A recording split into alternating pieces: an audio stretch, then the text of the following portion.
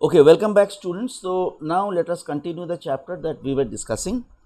तो अभी हम लोग स्टार्ट करेंगे कि now that we are going to discuss in the next video is weathering कितने टाइप्स के होते हैं, ठीक है, how the weathering takes place और वेदरिंग किस टाइप के कितने टाइप्स के होते हैं।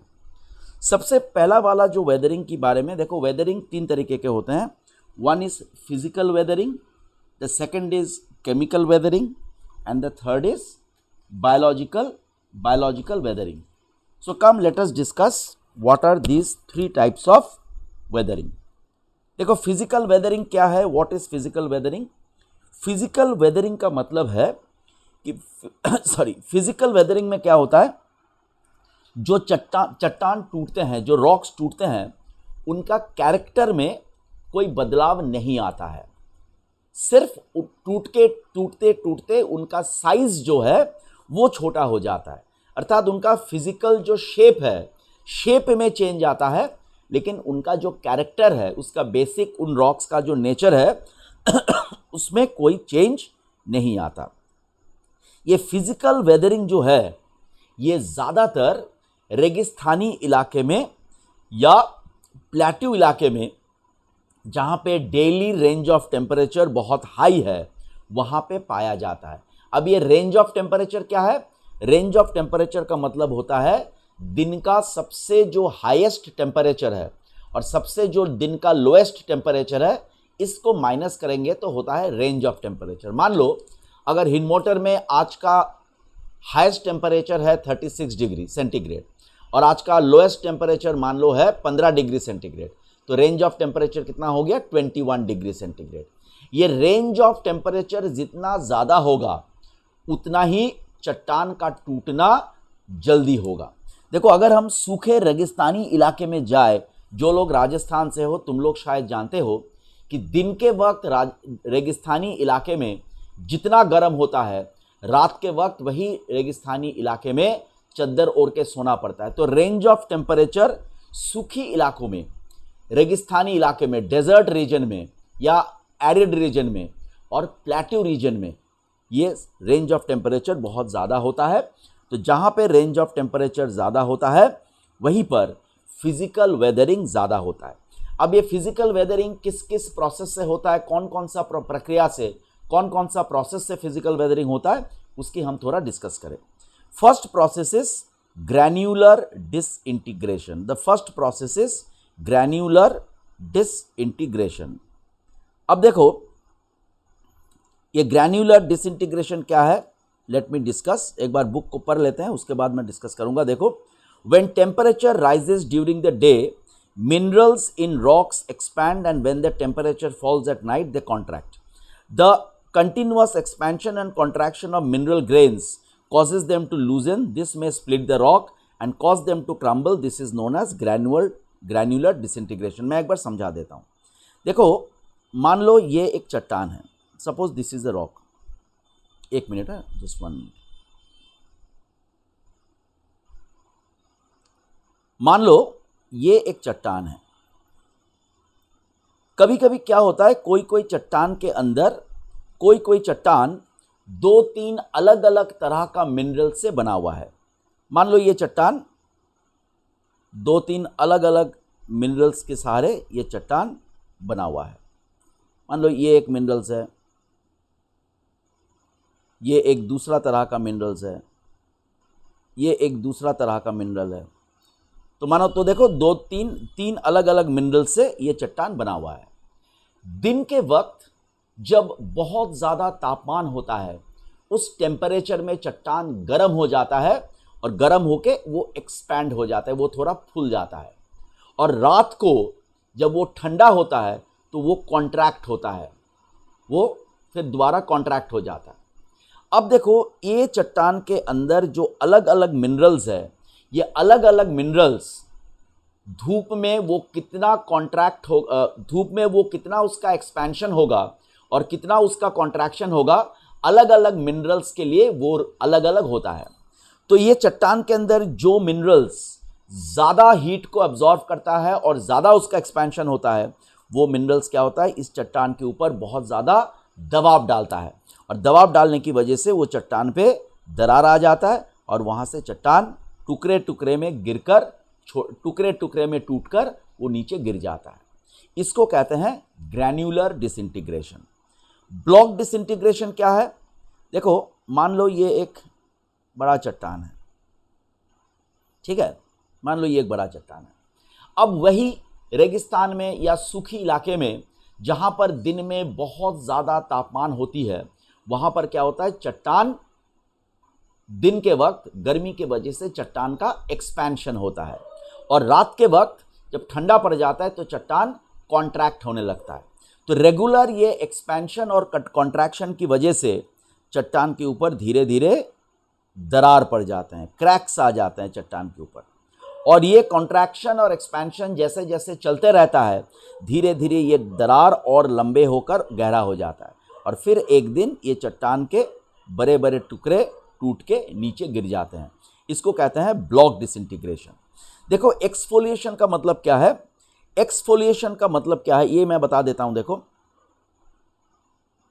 मान लो ये एक चट्टान है, suppose this is a rock. चट्टान का जो अपर पार्ट है, rock is a bad conductor of heat, ठीक है, because rock is a bad conductor of heat, इसीलिए रॉक का जो अपर लेयर है वो बहुत ज़्यादा गर्म हो जाता है, लेकिन अंदर का लेयर उतना ज़्यादा गर्म नहीं होता। तो चूंकि रॉक का अपर लेयर बहुत ज़्यादा गर्म हो जाता है, रॉक का अपर लेयर का एक्सपेंशन और कॉन्ट्रैक्शन ज़्यादा होता है, इसीलिए रॉक का अपर लेयर जो है उसमें दरारें ज़्यादा पड़ते हैं नीचे का लेयर के मुकाबले। तो फिर जब रॉक के अपर लेयर में बहुत ज़्यादा दरार पड़ता है तो एक दिन धीरे धीरे रॉक का ये अपर लेयर टूट के नीचे गिर जाता है। फिर देखो, उसका जो अगला लेयर है ये अब अपर लेयर बन जाता है। अब यहाँ पे एक्सपेंशन कॉन्ट्रैक्शन ज़्यादा होने लगता है, फिर धीरे धीरे ये गिर जाता है। ऐसा करके रॉक छोटे होने लगता है। तो देखो, यहाँ पर जिस तरह से रॉक छोटा हो रहा है, इसको लगता है जैसे वो हम प्याज का जो छिलके उतारते हैं ना, प्याज को जब ऑनियन को हम पीलिंग करते हैं, पहला वाला प्याज का लेयर को उतार लेते हैं तो प्याज थोड़ा छोटा हो जाता है, उसके बाद अगला लेयर उतारते हैं, फिर प्याज और थोड़ा छोटा हो जाता है। तो ये रॉक भी लेयर बाय लेयर ये टूटता है। इस प्रोसेस से जब फिजिकल वेदरिंग होता है, इसको कहा जाता है एक्सफोलिएशन, ठीक है। उसके बाद देखो, फ्रॉस्ट एक्शन। फ्रॉस्ट क्या है? जब बरसात की पानी बड़ी ठंडी जगहों पर जब ओन्स गिरता है, ठंड के वजह से वो ओन्स के जो बूंद है, जो ड्यू ड्रॉप्स होती है, जो हमारे यहाँ पे भी जाड़े की मौसम में सुबह देखते हो घास के ऊपर, पत्तों के ऊपर ओन्स के बूंद जमता है। तो ये ओन्स के जो बूंद है, बड़ी ठंडी देशों में ये ओन्स के बूंद जम के बर्फ के टुकड़े बन जाते हैं, इसको फ्रॉस्ट कहते हैं। देखो, फ्रॉस्ट एक्शन में क्या होता है, जहाँ पे बहुत ज़्यादा ठंडी जगह है, मान लो ये एक चट्टान है, जो बहुत ज़्यादा ठंडी जगह है, वहाँ पर जो चट्टान में क्रैक होता है, इस क्रैक्स में बरसात की पानी आके जमता है, और जब टेम्परेचर घट जाता है, ये बरसात का पानी जम के बर्फ़ हो जाता है। अब देखो, पानी जब बर्फ़ होता है तो बर्फ़ का पानी का वॉल्यूम बढ़ जाता है। तो ये जो दरार था, इस दरार में तो उतना ही पानी भरा था जितना पानी ये दरार पकड़ सकता है, लेकिन जब ये पानी बर्फ़ में जम जाता है तो उसका वॉल्यूम बढ़ जाता है। तो ये बर्फ़ क्या करता है, ये चट्टान की दो साइड में वो बड़ा प्रेशर देता है।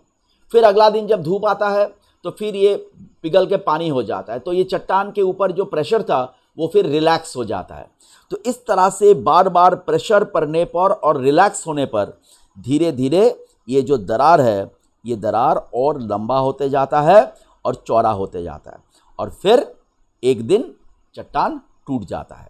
तो ये जो हो गया, ये फिजिकल वेदरिंग का प्रोसेसेस है। These are the processes of physical weathering.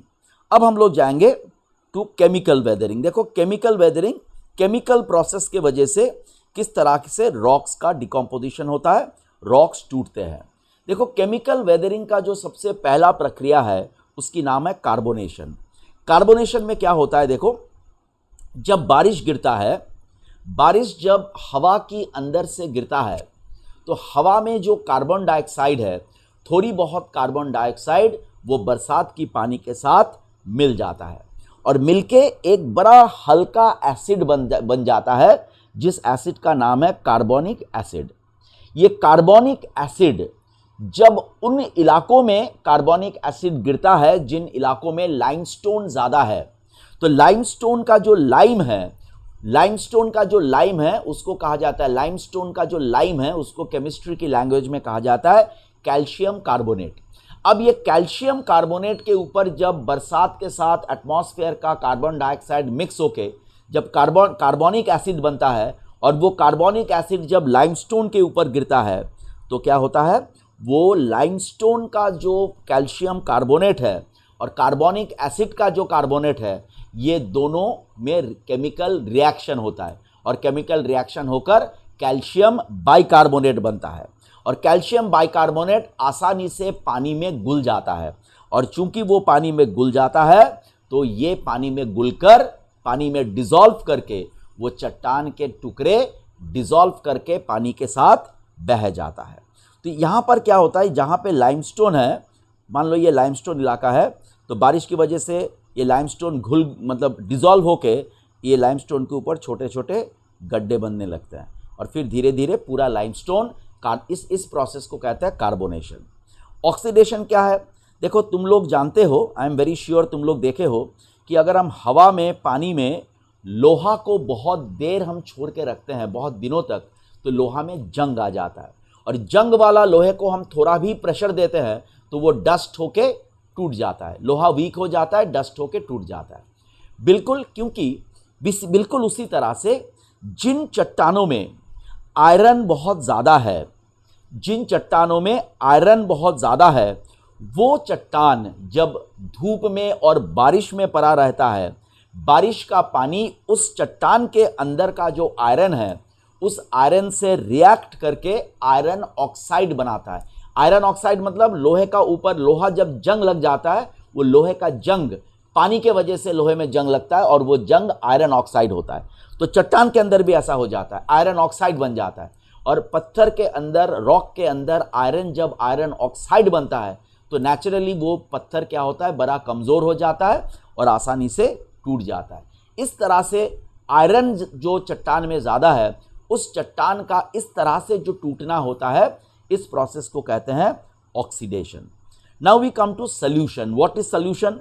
देखो कुछ रॉक्स ऐसे हैं, विशेषतः जो रॉक्स में सॉल्ट कंटेंट ज़्यादा है या जो रॉक्स में लाइम का कंटेंट ज़्यादा है, ये रॉक्स क्या होता है, ये रॉक्स के ऊपर जब दरार पड़ता है तो दरार के अंदर जब बरसात की पानी जमता है, वो बरसात की पानी के साथ रॉक के अंदर पानी में घुल जाने वाले सॉल्ट या लाइम जैसे जो मिनरल होते हैं वो उस पानी के साथ घुल जाता है और घुल के धीरे धीरे रॉक टूट जाता है। इस प्रोसेस से जब रॉक टूटता है, इस प्रोसेस को हम कहते हैं solution. This process is called solution. Now we come to the next process of breaking down of rocks. Rocks टूटने का जो अगला प्रोसेस है उसका नाम है बायोलॉजिकल वेदरिंग। देखो बायोलॉजिकल वेदरिंग में क्या होता है, जब पेड़ पौधा की टूटा हुआ डाली, मरे हुए पेड़ पौधे, सूखे हुए पत्ते जब ज़मीन पर आके गिरते हैं या मरा हुआ जानवर जब ज़मीन पे आके गिरता है तो क्या होता है, बारिश पानी की वजह से वो सड़ने लगता है। जब वो सड़ता है, पानी के साथ मिक्स होकर एक एसिड बन जाता है और ये एसिड जब रॉक के ऊपर पड़ता है तो रॉक वीक हो जाता है, कमज़ोर हो जाता है और आगे चल के वो टूट जाता है। उसके बाद देखो जो बैक्टीरिया है, बैक्टीरिया अक्सर पानी के साथ रिएक्ट करके रॉक को तोड़ देता है। काफ़ी समय क्या होता है, रॉक्स के ऊपर जो पेड़ उगता है, वो पेड़ के जो जड़ है वो रॉक्स के अंदर जो दरार होती है, देखो मान लो ये एक, मान लो suppose this is a rock, ठीक है। अब इसके ऊपर मान लो एक पेड़ उगा है, एक मान लो पेड़ है, ये पेड़ के जो जड़ है वो रॉक्स के अंदर जाता है, रॉक्स को तोड़ तोड़ कर ये पेड़ के जड़ रॉक्स के काफ़ी अंदर चला जाता है।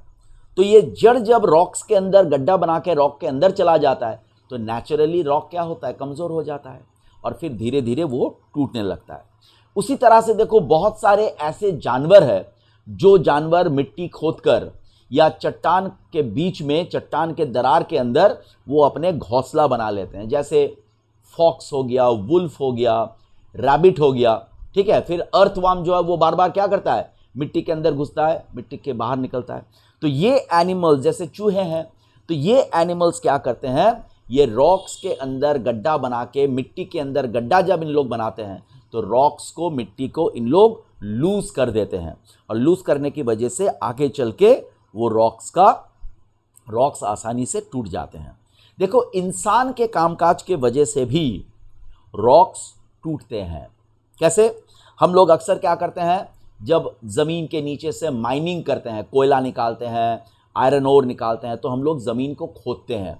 तो ज़मीन को जब खोदते हैं तो हम क्या करते हैं, रॉक्स को तोड़ देते हैं, तो ऑब्वियसली रॉक्स टूट जाते हैं। उसके बाद देखो, जब हम जंगल को साफ़ कर देते हैं तो फिर जो रॉक्स है वो ऊपर आ जाता है, और फिर उसके ऊपर धूप पड़ने लगता है, बारिश की पानी पड़ने लगता है, तो वो रॉक्स वहाँ पर जल्दी टूट जाते हैं। अक्सर हम लोग पहाड़ी इलाकों में जब रास्ता बनाते हैं तो डायनामाइट लगाकर पहाड़ को, रॉक्स को ब्लास्ट करके फिर हम वहाँ के ऊपर रास्ता बनाते हैं। तो ये ब्लास्ट करने की वजह से भी रॉक्स टूटते हैं।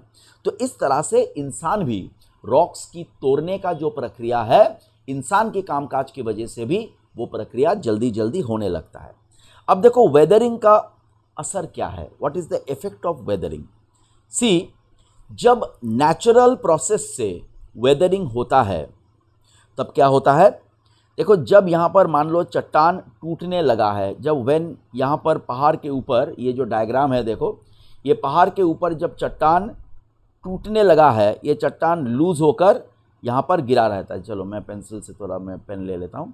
यहाँ पर देखो, चट्टान टूटकर यहाँ टूटे हुए टुकड़े जमा रहता है, और उसके बाद देखो पहाड़ में बरसात की वजह से ज़मीन धंस जाता है, लैंडस्लाइड हो जाता है, और ये लैंडस्लाइड की वजह से ये सारे टूटे हुए चट्टान जो है वो भारी संख्या में पहाड़ का साइड से टूटकर वो नीचे आके जम जाता है।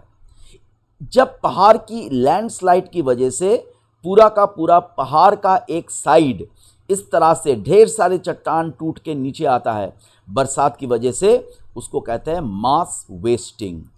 और बाद में देखो, चट्टान जब पहाड़ के नीचे आके जो जमता है, ये तुम्हारे बुक में लिखा नहीं, मैं बता देता हूँ।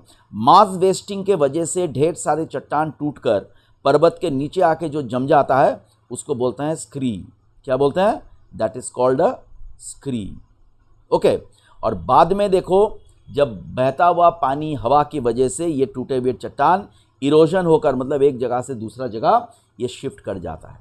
ठीक है। सो समटाइम्स क्या होता है, ये जो टूटे हुए जो चट्टान है या पहाड़ के ऊपर जो लूज सॉइल है, वो बरसात की पानी के साथ मिक्स होकर या बाढ़ के पानी के साथ मिक्स होकर अर्थ के ग्रेविटी के वजह से पहाड़ के ऊपर के इलाके से वो बह के पहाड़ के नीचे आ जाता है। ये जब भारी अमाउंट में पहाड़ के ऊपर से रॉक, सॉइल वगैरह पानी के वजह से नीचे आ जाता है, ग्रेविटी के वजह से तेज गति वो नीचे आ जाता है, इसको कहता है मास वेस्टिंग। तो मास वेस्टिंग उसी जगह पे होता है जहां पर ज़मीन का ढलान बहुत ज़्यादा है और जहां पे काफ़ी पानी प्रेजेंट है बिकॉज ऑफ रेन। देखो, बारिश में क्या होता है, ये मिट्टी जो ढलान का, पहाड़ का ढलान का जो मिट्टी है, रॉक है, वो पानी को एब्जॉर्ब करता है और वो भारी हो जाता है, भारी होके वो पूरा धंस के नीचे आ जाता है। So this is the effect of weathering. तो आज ये वीडियो इतना तक रहने दो। When I come back to this chapter again, we are going to discuss the next part, and as you can see the next part is कि ये जो मिट्टी है, ये सारे जो हमारे मिट्टी हम धरती के ऊपर देखते हैं, ये सारे मिट्टी बने हैं बिकॉज ऑफ वेदरिंग। तो वेदरिंग की वजह से मिट्टी कैसे बनता है, इसका डिस्कशन हम लोग हमारे अगले वीडियो में करेंगे। तो तब तक के लिए बाय। हम लोग we will continue the chapter in the next video. Okay, thank you.